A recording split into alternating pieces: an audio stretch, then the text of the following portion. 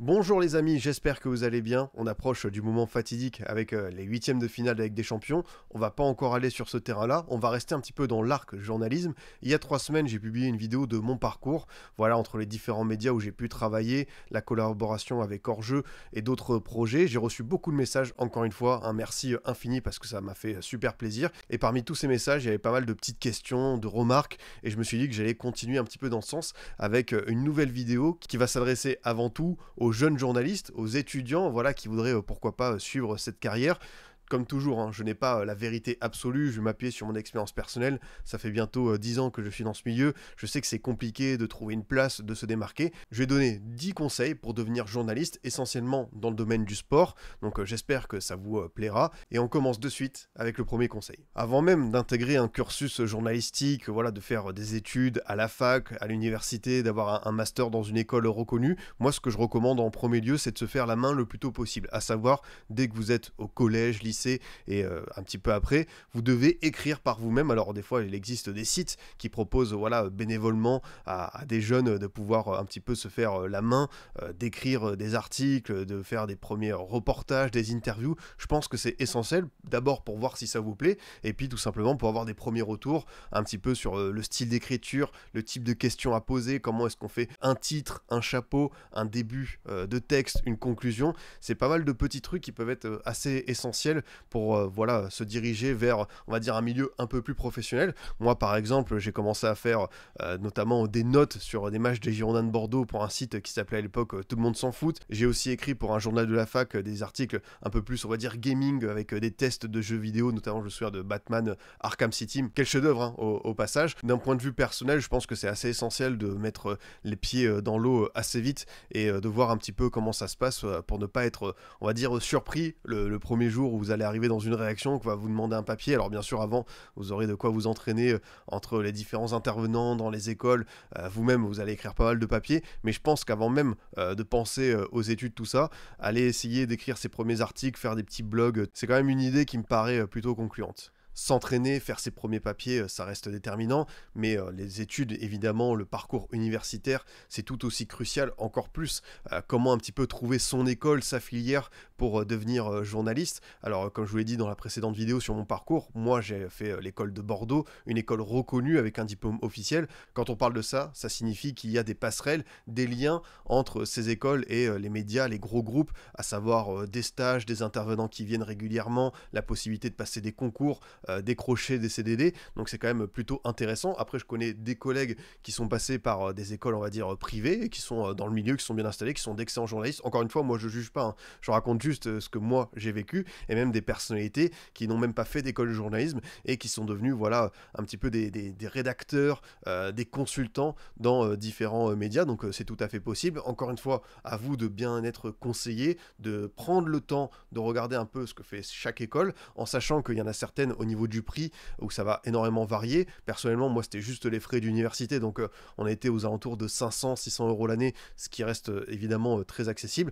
D'autres ça va être plutôt du 4000-5000 euros, donc quand même un effort financier assez conséquent à fournir. Je vous conseille vraiment de prendre le temps de voir un petit peu ce qui se fait à droite à gauche avant de vous lancer dedans. Ce qui peut être assez intéressant dans votre parcours, voilà, que ce soit au niveau étudiant ou même jeune journaliste, c'est évidemment de voir ce qui se fait ailleurs avec des abonnements. Moi, dans mon cas, quand j'ai préparé le concours de l'école de Bordeaux, j'avais pris des abonnements pour Le Monde et École Internationale. Ça m'a beaucoup servi. Ça permet de s'ouvrir aussi à d'autres thématiques. Voilà, chaque semaine, je prenais mes petites fiches, je notais les infos qui ressortaient dans le Coin International. Donc, ça m'a aidé à préparer tout ça. Je conseille aussi l'équipe. Alors, je sais que l'équipe, il peut y avoir de temps en temps des débats sur la rubrique foot, mais ce journal, ce n'est pas que ça. Il y a aussi énormément d'autres sports, d'autres journalistes qui écrivent très très bien, vraiment beaucoup d'informations qui ressortent. Donc moi je vous conseille ça parce que ça pourrait beaucoup vous servir, ne serait-ce que d'un point de vue rédactionnel, de voir comment est-ce qu'on fait pour rédiger un dossier, une interview, un article, un reportage. Ça sert toujours. Et puis même pour étoffer, enrichir sa culture, notamment sportive,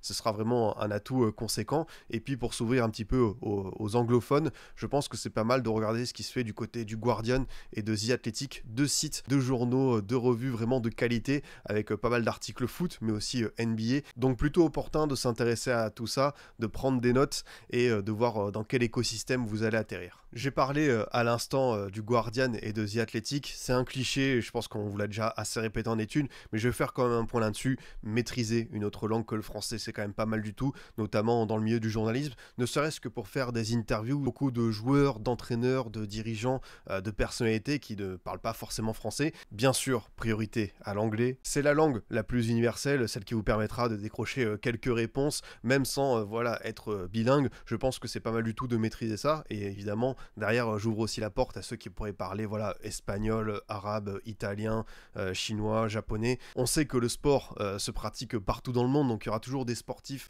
de divers horizons à interroger. Je pense que c'est pas mal pour votre petit bagage de maîtriser quelques langues. Ça vous ouvrira quelques portes supplémentaires, puisqu'on parle d'accès difficile à ce milieu du journalisme.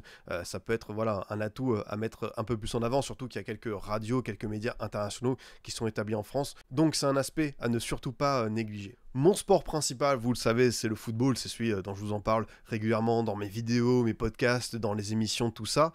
Mais pour intégrer quelques rédactions, j'ai dû aussi m'intéresser à d'autres disciplines. Alors ça ne veut pas dire du tout que j'ai fait ça par intérêt purement professionnel, parce que moi, par ailleurs, je suis un grand fan de tennis, de basket. Évidemment, vu ma région, je suis aussi obligé de regarder un petit peu le rugby. Et pour les médias, notamment les médias, on va dire, régionaux, que ce soit Sud-Ouest, Ouest France, la Provence, tout. On a quand même pas mal de clubs, de très bons clubs, de basket, de volley, de hand, et moi je vous conseille sincèrement de vous intéresser à autre chose que du foot. Alors bien sûr, le football, notre bon vieux ballon rond, c'est le sport roi, celui qui va intéresser 90 à 95% des suiveurs de sport, mais si vous arrivez à maîtriser d'autres choses, à être compétent sur les règles, sur les joueurs, sur les tendances du rugby, du basket, du hand, si on parle que de sport collectif, le volley évidemment, ça vous ouvrira, je pense sincèrement, des opportunités. Si je prends que mon cas, moi j'ai déjà écrit sur la natation, sur du water polo, sur de l'athlétisme, sur de l'aviron. Donc bien sûr, je ne suis pas un expert, un fin connaisseur de ces disciplines, mais ça permet toujours d'écrire, d'être rémunéré et d'avoir sa petite expérience qui grandit au fur et à mesure des semaines, des mois. Je vous conseille d'être, évidemment, je sais que vous êtes beaucoup à être des passionnés de football, mais regardez ce qui se passe un petit peu à côté, ça vous servira toujours. J'ai parlé de polyvalence pour les sports, comme si vous étiez capable d'évoluer en tant que latéral gauche, milieu défensif ou pourquoi pas un peu plus haut sur une aile, mais ce qui reste aussi intéressant pour vous, je pense, c'est de maîtriser plusieurs médias, à savoir que vous pouvez être bon dans la rédaction, écrire des papiers, mais aussi savoir parler devant un micro. Ça reste intéressant de savoir poser sa voix, mais aussi devant la caméra, savoir un petit peu comment on s'exprime, comment est-ce qu'on monte aussi, et je pense que si vous devenez des couteaux suisses, à savoir que vous maîtrisez du montage, la radio, la télé, la presse écrite, le web, c'est sûr que vous allez avoir beaucoup plus de possibilités de trouver un travail dans le journalisme, parce qu'on recherchera toujours des personnes qui savent un petit peu tout faire, qui peuvent dépanner à tout instant. Et moi personnellement, pour vous resituer mon parcours, j'ai fait plutôt une formation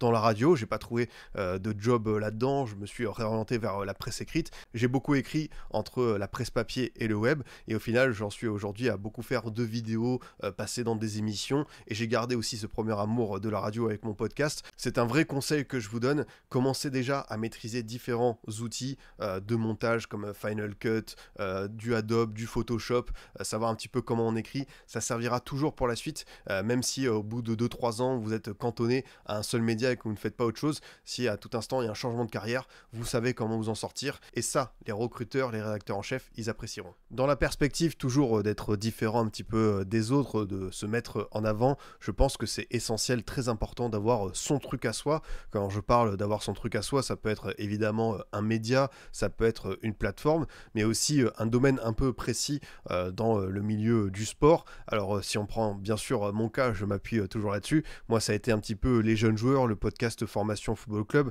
Je l'ai lancé en février 2020. J'avais déjà idée de parler de jeunes joueurs un petit peu avant, que ce soit sur Twitter, dans mes précédents médias. J'ai vraiment trouvé l'envie, l'énergie de lancer ça il y a 5 ans désormais. Et puis ça m'a permis de faire des chroniques pour la Ligue 1 sur les pépites, les jeunes à suivre, et puis d'en parler dans d'autres formats, dans d'autres émissions, que ce soit hors jeu ou ailleurs. Voilà, moi je me suis un petit peu intéressé de plus près aux jeunes joueurs, aller suivre des matchs de jeunes, couvrir des tournois comme le tournoi Maurice Revello, anciennement le tournoi de Toulon, qui est vraiment une très belle compétition. Si vous voulez aussi vous montrer, c'est pas mal d'aller s'intéresser aux compétitions à côté de chez vous, des compétitions de renom. Je pense aussi au tournoi de Montaigu. Enfin, il y en a beaucoup qui parlent notamment de jeunes joueurs. Après, moi j'ai parlé de ce cas spécifique des talents en devenir, mais je suis persuadé qu'il y a bien sûr plein d'autres thématiques, d'autres sujets qui méritent d'être un peu plus mis en lumière. Donc c'est à vous de prendre un petit peu ce risque, parce que bien sûr ce sont des sujets de niche, mais aussi de l'assumer totalement. Alors bien sûr, il ne faut pas que ce soit forcé, comme toujours, il faut qu'il y ait un réel intérêt derrière, une vraie passion,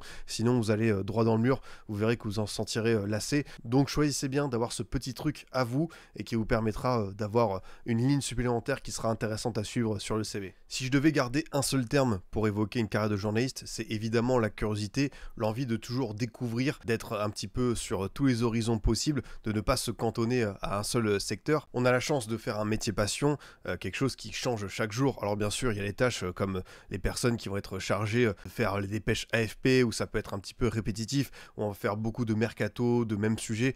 Je peux comprendre que ce soit redondant, mais c'est quand même un métier qui est assez intéressant, parce qu'on fait pas du tout la même chose chaque jour, puisque l'actualité, puisque les thèmes vont forcément varier. Et pour ce terme de curiosité, c'est tout simplement le besoin d'aller un peu plus loin, d'explorer d'autres frontières, d'évoquer, si on parle de sport, de nouveaux joueurs, de nouvelles équipes, de nouvelles compétitions, des tendances qu'on n'a pas forcément encore trop vues dans les médias. C'est ce besoin de farfouiller sur les réseaux sociaux, sur différents sites, sur des pages à l'étranger, pour voir un petit peu ce qui se déroule ailleurs et ne pas rester chez soi, voilà, dans une sorte de zone de confort. C'est une flamme à entretenir, je vous la conseille vivement. Moi, dans mon cas, bien sûr, c'est parler d'équipes que j'ai pas l'habitude de voir, de joueurs que je ne connaissais pas avant, être un petit peu sur tous les terrains possibles, même s'il faut pas que ça tourne à l'overdose, parce qu'on a la chance avec le football d'avoir des centaines d'équipes, des centaines de compétitions et je ne sais combien de dizaines de milliers de joueurs. Donc voilà, faut savoir aussi restreindre le focus,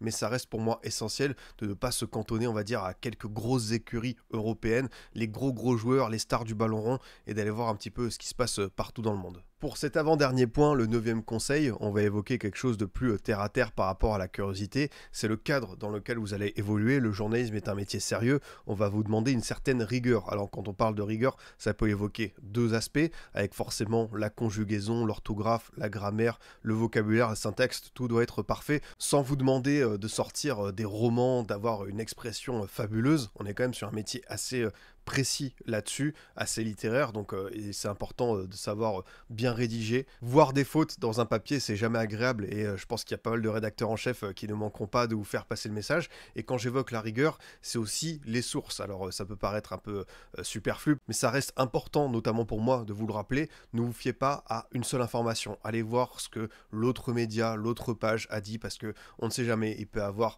des erreurs de compréhension, ça peut être mal interprété, mal traduit, donc ne restez pas sur une information qui vous paraît incroyable, invraisemblable, sans aller voir ce que l'autre a dit à côté, parce que vous pouvez avoir de mauvaises surprises. Et vous-même dans votre travail, allez vérifier plusieurs sources.